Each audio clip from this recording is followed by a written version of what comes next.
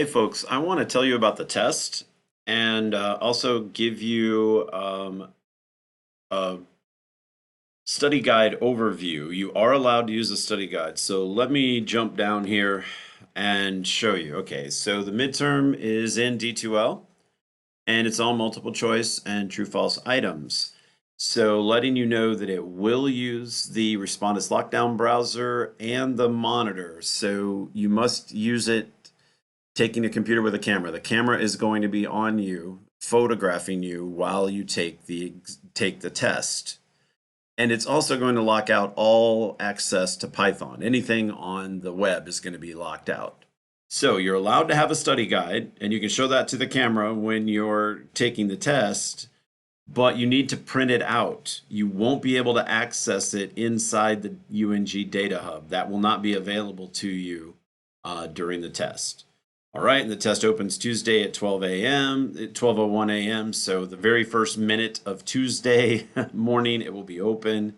It's open all day Tuesday, all day Wednesday until 1 minute before midnight on Wednesday. So you basically have 48 hours in which you can take it at a time that is convenient for you. And I will say the important stuff, you will have a second attempt. And on the second attempt, you will only be asked questions that you missed on your first attempt. So even though there are closer to 35 questions, let's say you only get 10 questions on your second attempt. Well, that means you got 25 correct questions, or 25 questions correct, excuse me. And you will get additional points for every single thing you get right. So if you got an 80% on attempt 1, and then you got half of the items right on attempt 2, then you'd end up with a 90%. It's just going to add those points to your score. Okay, so I have gone through, and you can see that I've listed several, and there's a couple of pages there that I'm flipping through. Okay, and so you're allowed a study guide, and I wanted to go ahead and say, okay, what should you put on it? And over in the left column there, you see the key items. Yeah, we use .select, .column, .show, .where, .sort, .take all of the time. Maybe not so much .take and .item, but we still use them a lot. And we also need to know about the other items. I do want to take a moment and point at the course calendar, because there's this really helpful link, the Python reference link. Okay, and it's got all of the table functions that we use. So this is going to be a great place to go to get additional information that you may want to put on your study guide. And I'm scrolling down. Why? Well, we don't use the string methods as much.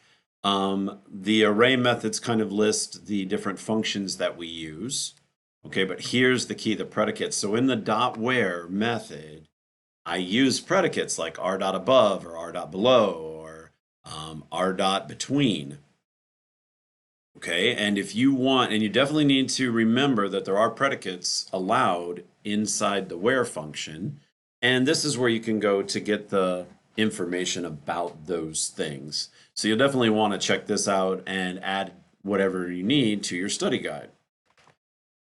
So let's talk about making your study guide, because here's what I would do if it were me, and what I'm going to suggest that you do is I would want some examples. So I want to actually be in Python where I can type some text and I can show myself some examples. So go to your menu over here, start here, and then link to workspace. Okay, if you click on this, it'll bring open a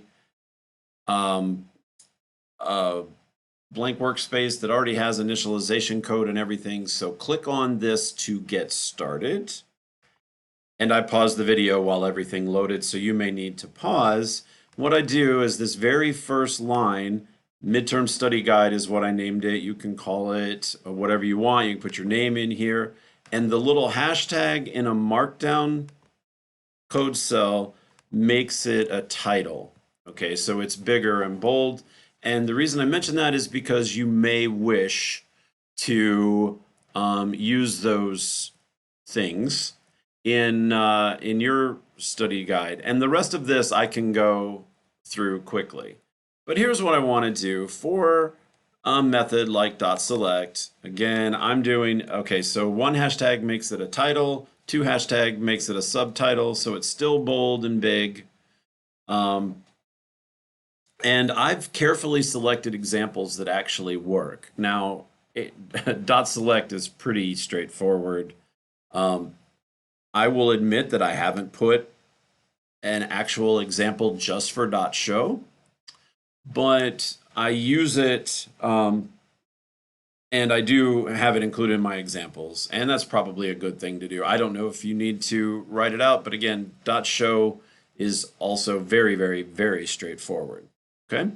And pers.select age just lets us know the age of these college students 10 years ago at the University of North Georgia Dahlonega campus that were involved in this data collection. Okay? And again, if you need to pause the video at any time and copy stuff down or write more stuff, you know, this is about what it does, but this is what I think. You know, and what you think, you might want to type in something different. I reminded myself that it returns a table, right? Why? Well, because we have dot column right below it, which returns an array. And I think that's an important thing. I did the exact same example, but with dot column instead of dot select. And you can see here that I get an array of data. So that's what I'm going to do with my study guide and suggest what you should do. What I would do if it were my study guide and suggest what you should do. So that way you have a description where you can type in some notes to yourself about what it does, and you can have an example. And I'm going to go through and show you more of the things that I've done. Again, I'm going in order on this chart. And I'm sorry, I'll probably get out of order, but I'm going through the left-hand side right now. Let's continue on. Dot where. Okay, so dot where chooses rows based on some criteria or filters rows based on some criteria. And you notice that I have the predicates as an exclamation point, all caps. Why am I shouting at you? Well, because you really need to put something about the predicates in there, some notes to yourself. And it can be text, but let's just go through an example. So where core, comma, yes. Okay, so let me make the point that we've got this r dot equal to, right? But since dot where is almost always assumed to be using the r dot equal to, it turns out I can leave it out. So I want to show this, yes, r dot equal to, but honestly, the dot where will interpret you know, just text after that comma as an r dot equal to. Okay, so that's a good one where students are in the core. And please, well, again, you might want to put a couple more examples. By the way, how do you do that? Well, if you want more space to type, you just hit the plus sign and it adds rows below where the cursor is. And you can delete them. I'm tapping on the, you see where the cursor is, and I'm just hitting DD, and that will get rid. So if you want a couple more dot wheres that show how to use an r dot above or an r dot below, that's really possible. So dot sort, notice that I'm using my descending equals true. Okay, so here is the ages sorted from oldest to youngest, and you'll notice there were some non-traditional students in this particular data collection. And I'll also throw this out. Descending equals true is the option, but since there's so few options for dot sort, it always assumes that if you just type true, you mean descending equals true. Okay, so I'm going to put that back in. So we're doing it fully correctly. But you can, when you're doing your homework and so forth, if you just want to leave out the descending equals, it will interpret that correctly. Okay? Dot take. Now, dot take is somewhat like dot select, except it takes rows. Dot select gives me columns. All right, and dot take is going to give me rows. Now, it is a little different because the rows don't have names. They don't have titles, right? So the columns have titles. So with dot select, I can actually name the title. With the dot take for rows, this will take the first, third, and fifth rows. And you're going to tell me, wait a second, what about the top, what about these data? Those aren't the ones I'm seeing. Well, the dot sort didn't change the table. If you go back up to the top, you'll actually see the data before it got sorted. And that's what the dot take is using. It's using the original table because the stuff we've done hasn't changed it. Not the world's most important thing. I'm using num rows and num columns. And again, remember the double hashtag in a markdown cell will make it a subtitle, so it's bigger and bold, just easier to read. And my philosophy on that is I'm going to be using it during a test. The test is going to be stressful. I want some nice bold subtitles to grab my eye, grab my attention, so I can quickly search through my study guide and find the information that I need. I don't think num rows and num columns need a lot of explanation. Again, this is your study guide, not mine. Feel free to write anything you want about it. I just put in a couple quick examples so I know how to use these two functions. Dot relabel, and by the way, it turns out that dot relabeled actually works. And you can see I just give a quick example where we take year, which is the column is originally in the data, capital YR, and we're going to change that title to year, YEAR. Okay. And again, I'm using show to why. Well, I don't want, to give the strategy here, right? We want a comprehensive review guide, but there's a tension with, we also like it short enough that I can find everything I need quickly. So I'm trying to keep these examples. I'm using a dot show 2 or a dot show 5 to keep the length of the examples short. So I have a smaller study guide, a fewer number of pages to look through. And you can change that. Make it so that you can find what you need. You can use this while you're taking the test. So you decide what you need. And we've come to the end here. I didn't show, and see it's dot relabeled here on the, okay. And it turns out that both of those work. Both dot relabel and dot relabeled will work. Dot labels just gives me the names of all the columns. And yes, we do use table.read table all the time. And I didn't have a dot item example. So I'm just pointing at three things that I didn't go over. I didn't specifically do an example of dot drop. So just letting you know, I put the list here where we could all kind of see the different things.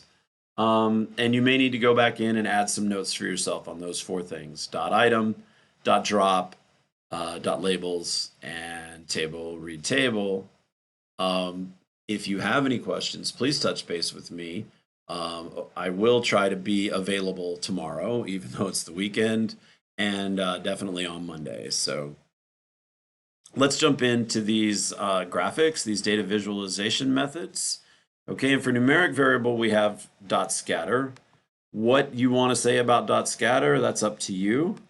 Again, if you want a cell, if you want to add cells, and I'm sorry, I accidentally bumped something I didn't mean to, right? Remember,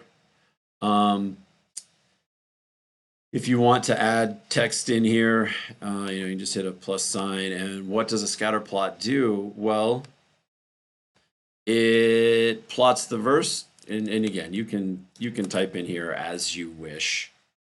Okay, and it's a code block now. So let me just turn it into Markdown so it won't freak out.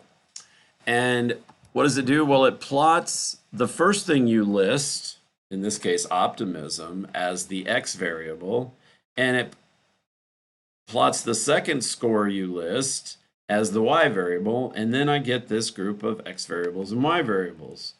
And I'm showing this option in my example. It's a very useful option, the group equals, and any category variable in the data set, any column that's category data, I'm allowed to use for grouping, and it will give me a nice color-coded chart here. Also, I did another example with almost virtually the same thing. Without the grouping, I used fit line equals true. Why?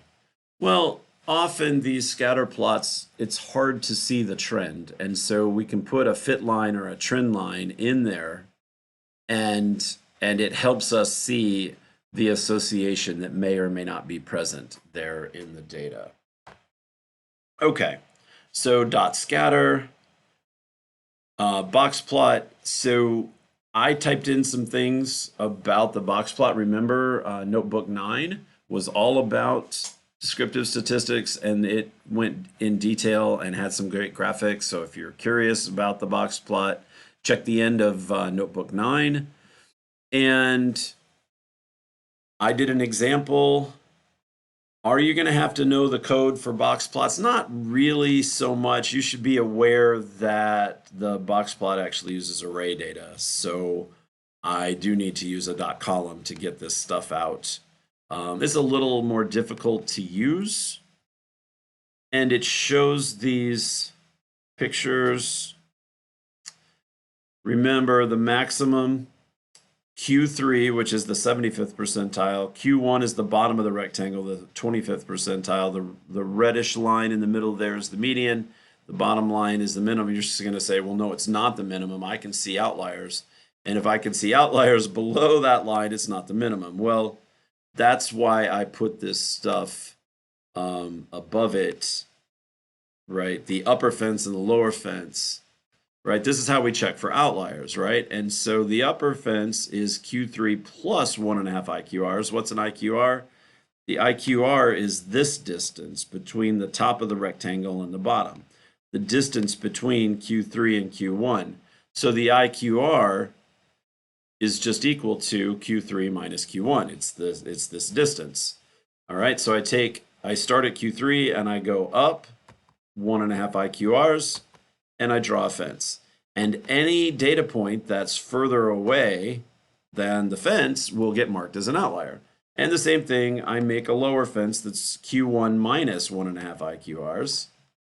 And anything that goes beyond that will count as an outlier. So just reminding you of those pieces of information that we did discuss when we looked at Notebook 9. That video is posted in D2L. Okay, histograms. Now, histograms, we're back to doing easy stuff. What do you want to write about histograms? I don't know. It's a vertical bar graph with some rules, like equally spaced bins along the x-axis. So I just did number of sleep hours, and that's a nice relaxing example to look at. We can also use the group equals option here, just like we did before, and this will give us, you can see based on biological sex, males versus females, the amount of sleep they had gotten recently. Okay? And the last thing I have in here for graphics is dot plot. Why? Well, sadly, line plots don't always do a great job of showing a good narrative from the data. Sometimes they don't. Okay, so you have to be very, very strategic about how you use the dot plot. It will create a line plot, but it may not be all that helpful. Okay, so we're going to do category variables next, but I want to create a little example. Why? Well, because we've got a big data set. So I want to use some dot selects and dot wheres, to kind of narrow things down so we don't have this big ginormous data set looming in the background. So let me show you what I'm doing there. To create that, let's jump past this. And here is our example. And let me move this up where you can see it. So I put these together as a title. Sorry. I put these together as a title. And then I created the example. And what am I doing? I'm just doing the personality data set, pers.select, biological sex, sick class preference. So this is whether a person prefers to sit in the middle, the front, or the back of the classroom. If the classroom's empty or there are plenty of seats available when they show up, where do they prefer to sit? And then the perfectionism variable there in double quotes at the end. So I called this table perfect. And again, I'm using a dot show 5. Why? Well, if I do a dot show when I'm defining something, it turns out that it messes up the variable. Okay, so don't do this. This thing that I just did, don't do it. Okay, go ahead and do a perfect dot show below the line that makes this table so we can use it below and it won't freak out. The computer won't freak out. Okay, so we have biological sex, preference for class seating, and perfectionism levels. Okay, that's interesting. Dot group, what am I going to write about dot group? Well, it works on a category variable. That's one thing I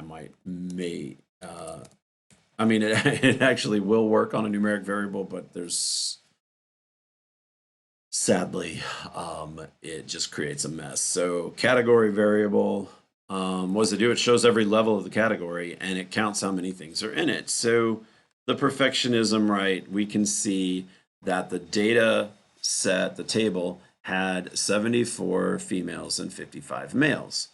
But here's the great option, especially with dot group, that it allows me to put a function in. So I just put a comma and then the name of a function. And instead of these counts, it will instead give me the result of the function. So I can see, and let me scroll up a little bit so you can see that, right? And I can see that there is a difference.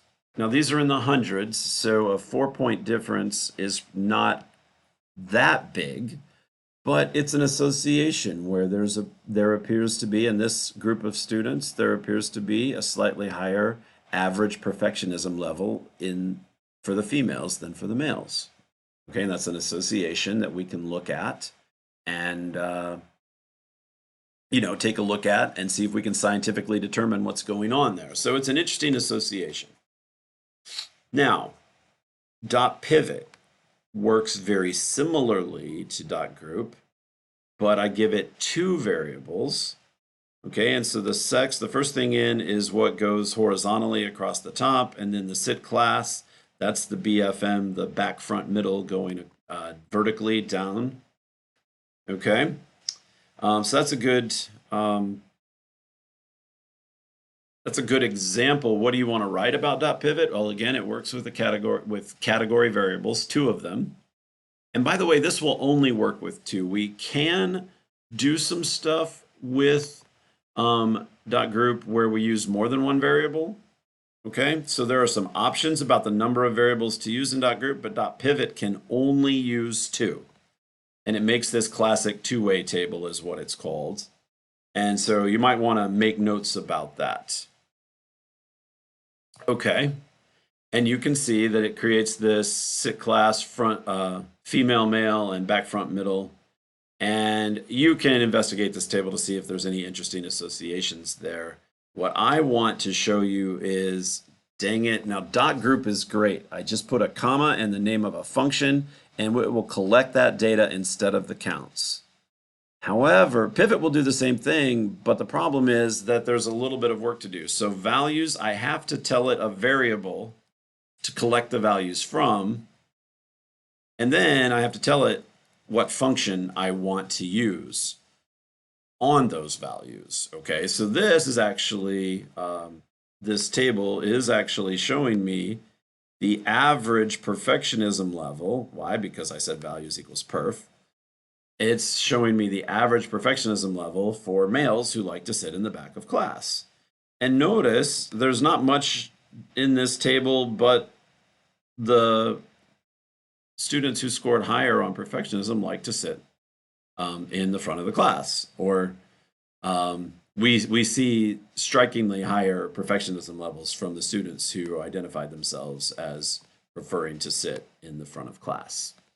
Okay, and that's not so important to study for the midterm, but that's why I put that example in to remind you that yes, we can do this. We can get a value, we can get a function to produce a value for us, but with dot pivot, it's a little bit harder than it is with dot group. Okay. And now, and now we're ready to go to functions. Let me just move on here. And you can pause this and write down whatever you'd like. Are all of these used a lot? No, we don't use, the special characters, pi and e, we don't use them that much. In statistics, we don't use sines and cosines that often. So they are things we can do, but they're things that we don't use a lot. There are some really important things, dot item, dot show, and the different data types, float for real numbers, and integers, int, right, and string for text. So that's important. We use NP average or NP mean. You can use either one. We use those all the time, NP median. So we did learn how to collect the standard deviation. And remember, the stats is imported from scipy.stats. So there are some important things here. And I'm going to kind of leave it here. You can, do a dot column and pull down. Let me just show you. Let's see if I have some examples here, or no. I just listed stuff. So what could I do? I could do let's see, let's call it example. That'll be my array. And so I'm going to do pers dot column, and let's just do the ages. Okay, boom. And then what is this doing? Well, then I have an array. And so I can sum up all of the ages. I can find the average age. Remember, NP mean also works just like NP average does. So you can, I just want to make sure that I'm clear about, yes, you can make any example you need to. These are the functions listed that pretty much covers what's on that page. Now, let me jump back in here. I'll pause for just a second so if people are trying to make sure they get that example written down. And then let me jump over here. So this shows everything that you need. Now I am going to post this PDF. It's a PDF file, and I'm going to post it in D2L so that you don't have to just go through the video and pause the video to get this information. You will be able to just access it through a PDF file. Okay. And then the last thing on the sheet, just remember you're gonna have to take the test on a computer with a camera, and the camera will be recording you while you take the test. So just be aware of that, okay? Remember to print out your study guide. The lockdown browser is not going to allow the computer to be open to any other pages. And so you are allowed to use their study guide. Make sure you print it out. The test is open all day Tuesday and Wednesday. And remember that you've got, the instructors for this course are doing something, trying to be nice to you, trying to help you out. You will get a second attempt where you only answer questions that you missed on the first attempt. So the second attempt can only help you. And some of these questions are true false, right? If you remember, oh, I said true before. Well, if you're seeing it again a second time, try the other option, okay? Or on one of the multiple choice questions, if you remember what you answered, try a different option. And I do have special office hours on Tuesday. And if you happen to be on campus on Tuesday, I will be in our classroom, which I use for my in-person classes, which is NOC 210, and my office is NOC 221. So I'll be in one of those two places if you need any help at all on the test. Okay, so then let me just go back in and say one final thing about saving this thing, right? So you want to make sure you've saved it. You can do a file rename, and you can see here that I've renamed my notebook Rob Midterm Study Guide Spring 23. Okay, and I'm going to hit cancel because it's already got that name in there. But this is what I want to show you. How do I find it? I go to File, Open. So I can go to any, sorry, it's going to go to course syllabus. I want to go to course calendar, right? And I can click on any item And I'll pause this video while that comes open. So I just click on anything. Sorry, I click on anything from the course calendar that I want to. And I just need the data hub open. So let me pause this for another second while it loads. Okay, and once I've renamed that file, where do I find it? I go to File, Open. Okay, and down in Public Materials, remember it's got homework, it's got lab, lecture notebooks, and it turns out that it's in this lecture. This is revised lecture notebooks, but lectures. And why is it here? Well, because there are a lot of data sets in here too. Okay, so there is a bunch of stuff, and if I scroll down, there it is, right? So Rob Midterm Study Guide, boom, and I can pop that open and it has everything saved. So where do I find it? Where do I save it? Just save it and rename it something that you can find. And then when you need to go back and get it, click on any link on the course calendar and then do a file open, go into the lectures folder and find the file. Okay, that way you can save it, you can update it, you can play around with it. So it gives you a chance to work on it for a few minutes here and there when you have time. And I was trying to give you as much information as possible while keeping the video short enough that maybe you will all have a chance to watch it and learn from it. Again, please reach out to me on Teams if you have any questions. And the test opens a minute after midnight, Monday night, early Tuesday morning. And it'll be open all day Tuesday, all day Wednesday. Make sure that you take it sometime in that 48 hours. And good luck. Best of luck to you.